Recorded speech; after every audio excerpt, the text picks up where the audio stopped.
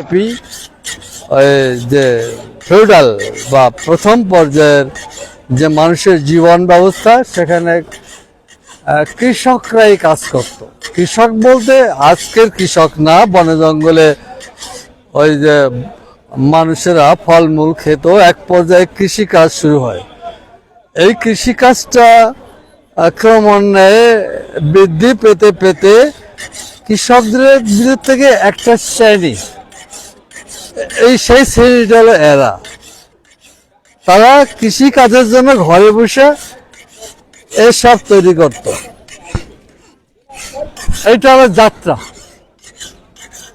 এই হলো গ্রামের চাষাবাদের যন্ত্র শিল্প। এটাকে বলা হয় কামার। কামার আর একটা আছে কুমার, যারা মাটির হাট বসে। আচ্ছা, ওই কুড়ালটা কি জানতো? কুড়ালটা কি জানতো? তো কৃষিকাজের সাথে এই কুড়ালটাও এরা সে সময় সৃষ্টি করতো গাছ গোছ কাটার জন্য। এই যে প্রাচীন যে দৃশ্যটা আজও বাংলায় রয়ে গেছে। অথচ এই বাংলায় ব্রিটিশ ছিল, পাকিস্তান ছিল, তারপরে ৭১-এর বাংলাদেশ হলো। আজও দেখেন কৃষিকাজের সামগ্রী এরা সৃষ্টি করে। আপনি মোবাইলের দিকে, এর ভিতরে যে পৃথিবীর কত উল্টাপাল্টা হলো, কত পরিবর্তন হলো। আমাদের দেশের চাষের কাজের যে সরঞ্জাম, এই সরঞ্জাম দিয়ে চাষাবাদ হয় সেই ফিউডাল যুগ, সেই সামন্ত যুগে। এখন কেন এই কামারের উপরে, গ্রামে এর উপর নির্ভর এদেশের কৃষি ব্যবস্থাটা? প্রশ্ন আসে কেন? অথচ জাপানের দিকে দেখেন, জাপানের চাষাবাদ হয় যান্ত্রিকভাবে। জাপান সহ পৃথিবীর সব দেশের চাষাবাদ যান্ত্রিকভাবে।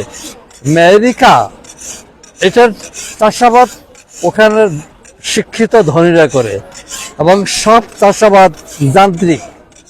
আমাদের চাষাবাদের ধরন দেখেন, এটা সমগ্র বাংলাদেশে, পাশে নেপাল, ভারত, বাংলাদেশ, এদের হাতে যন্ত্র দিয়ে পুরা চাষাবাদটা হয় এই কামারদের হাত দিয়ে। কামার। এখন এত পরিবর্তন কেন হলো না? এটা প্রশ্ন আসে না যে জাপান যদি কৃষিকাজে যান্ত্রিক হয়, আমেরিকা যদি হয়, বাংলাদেশ হলো না কেন? উত্তর, এটা হচ্ছে কি, সাম্রাজ্যবাদের উপনিবেশ থেকেছি আমরা। যেখানে সাম্রাজ্যবাদ থাকবে ওই দেশের কোন শিল্প কারখানা হতে দেয় না। ওদের নিম্ন পর্যায়ে গরিব থাকতে হবে এবং সাম্রাজ্যবাদের পণ্য পুঁজি, সাম্রাজ্যবাদের সামগ্রী, সার, যন্ত্র এখানে সাপ্লাই দেবে। এই দেশ যদি উন্নত হয়ে যায়, এরা যদি যান্ত্রিক হয়ে যায়, তো প্রভু থাকে না, স্বাধীন দেশ হয়। কাজেই আমরা কোনো কালে স্বাধীন ছিলাম না বিদায় এই অবস্থা আজও বাংলাদেশের যেখানে যাবেন, ধান কাটার কাঁচি আর গাছ কাটার এই কুড়াল। অথচ চীন দেশে গাছ কাটে কি দিয়া? আপনারা অনেকে লক্ষ্য করছেন, চীন দেশের চাষাবাদ, চীন দেশের শিল্প কারখানা আর বাংলাদেশের শিল্প কারখানা, এর পিছনে রয়ে গেছে আমাদের পুঁজিবাদ সাম্রাজ্যবাদের পরাধীনতা। এটা যে বুঝতে চেষ্টা করেন সহজেই বলতে, এটা রাজনৈতিক রিয়াকশন। এটা বাংলাদেশে বা পৃথিবীতে রাজনৈতিক রিয়াকশন সাম্রাজ্যবাদী পুঁজিবাদীদের কারণে।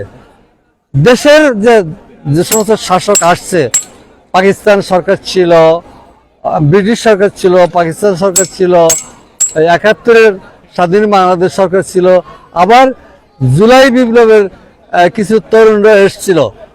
এই কোনো কালে দেশের এই অবস্থাটা কিন্তু পরিবর্তন হয় নাই। দেশ যা তাই থাকে, ওইটা বন্ধ রাখেন। দেশ যা থাকে তা থাকে, শুধু আপনি ওদিকে খেয়াল করেন, প্লিজ।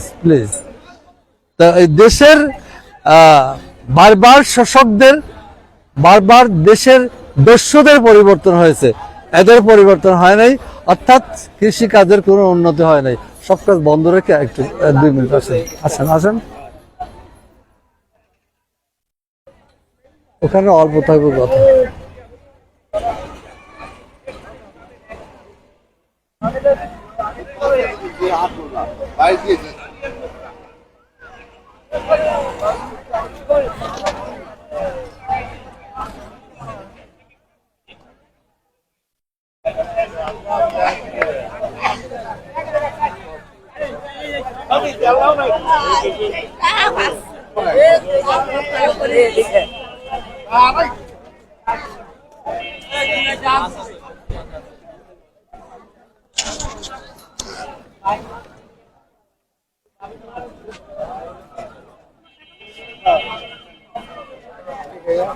এই দেখেন আর একটা দৃশ্য, বাংলাদেশের শিল্প, বাংলাদেশের শিল্প কারখানা আর জাপানের শিল্প কারখানা। এই হলো বাংলাদেশের শিল্প কারখানা। এখানেও ধান কাটা জাপানি মেশিন না, এটা বাংলাদেশি মেশিন। এসব বাংলাদেশি ধান কাটা মেশিন, এসব বাংলাদেশের কুটির শিল্প। এই বাংলাদেশ দায়ী করব আমরা কাকে? দায়ী করব প্রথম হলো পুঁজিবাদ সাম্রাজ্যবাদী পলিসি, আর স্থানীয় বাংলায় যে সমস্ত অধিক ফেরেন না করো আরে এই আর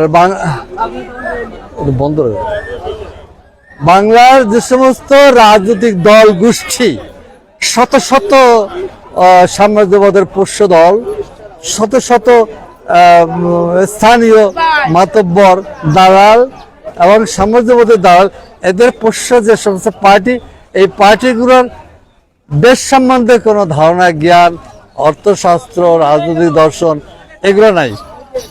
সেই পাকিস্তান থেকে এ পর্যন্ত শুধু সরকারের পতন হয়েছে, এদিক তাকান সরকারের পতন হয়েছে, কিন্তু দেশের এই অবস্থার জন্য দায়ী এদেশের রাজনৈতিক দলগুলা, সকল দলগুলা। আমি কোন একটি দলকে বলতে পারলাম না যে এই দলটা একটু অগ্রগতি হয়েছে, একটু অগ্রগতি হয়েছে। আমি তা বলতে, এই যদি অগ্রগতি হয় দেশের, এই যদি অগ্রগতি হয়, আমি কোন পার্টিকে, কোন সরকারকে অগ্রগতি বলবো? টোটাল সাম্রাজ্যবাদ ও তার দালালদের উচ্ছেদ ছাড়া এই দেশের কোনো পরিবর্তন হবে না। Thank you. বন্ধ করেন, আমি বন্ধ করি। বন্ধ হচ্ছে? হ্যাঁ।